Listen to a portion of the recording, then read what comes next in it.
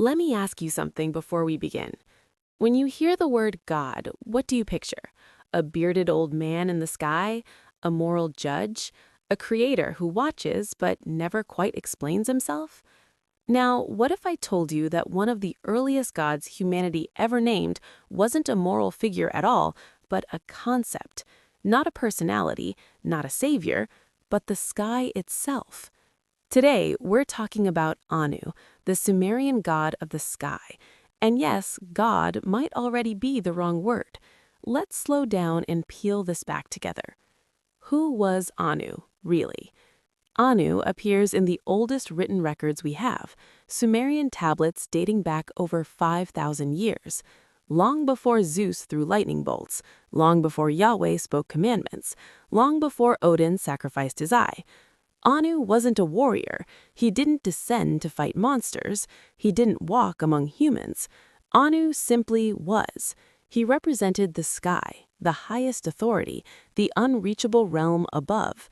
Not heaven as paradise, but heaven as distance. And that matters, because early humans didn't look at the sky and think, that's where good people go. They thought, that's where power is. The sky controlled rain, storms, seasons, life and death. So Anu wasn't a god who ruled the sky. He was the sky conceptualized. A god without a story? That's suspicious. Here's something strange. Anu doesn't have many myths about him doing things. No heroic journey, no dramatic fall. Instead, other gods act on his authority. Enlil governs the winds. Enki shapes creation. Inanna shakes the world with desire and war. But Anu? He stays above. Ask yourself this. Why would the earliest civilization imagine a supreme god who doesn't intervene? Because maybe Anu wasn't meant to be worshipped. Maybe he was meant to be understood. Anu as an archetype, not a character.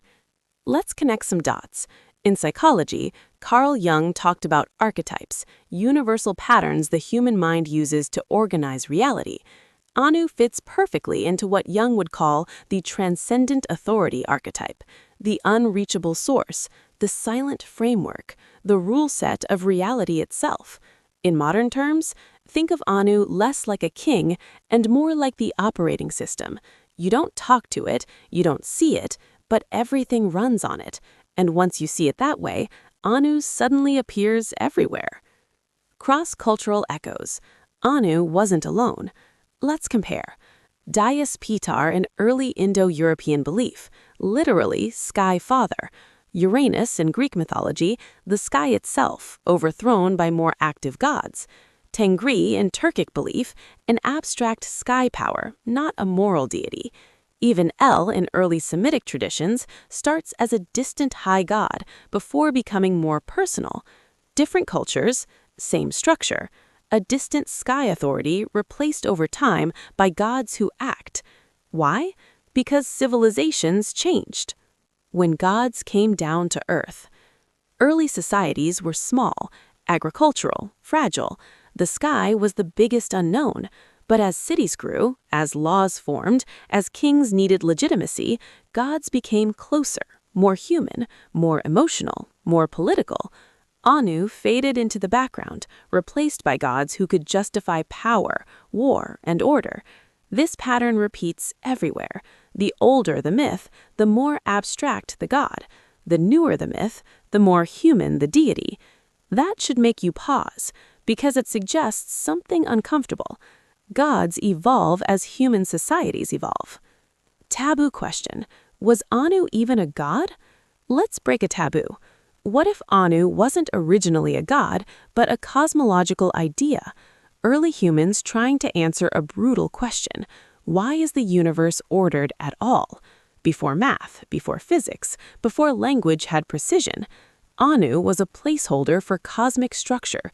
In modern science, we talk about laws of physics, space-time, constants, cosmic order. Anu played that role symbolically. Different tools, same question. From sky god to cosmic law. Here's where science and mythology quietly shake hands. The sky, to ancient people, wasn't empty. It moved in patterns. Stars returned. Seasons cycled. Order existed above chaos. Anu embodied that order, not because he controlled it, but because he represented it. In that sense, Anu isn't obsolete. He's just been renamed. Why this still matters. You might be thinking, okay, interesting history, but why should I care? Because we still do this. We still externalize mystery. We still turn the unknown into authority. We still look upward, figuratively, for meaning. Only now we call it the universe, the system, reality itself. Different words, same impulse. Understanding Anu helps you see how humans build belief systems and how easily those systems shift from explanation to control. A final thought and a challenge. Anu never demanded worship. He never issued commandments. He never promised salvation.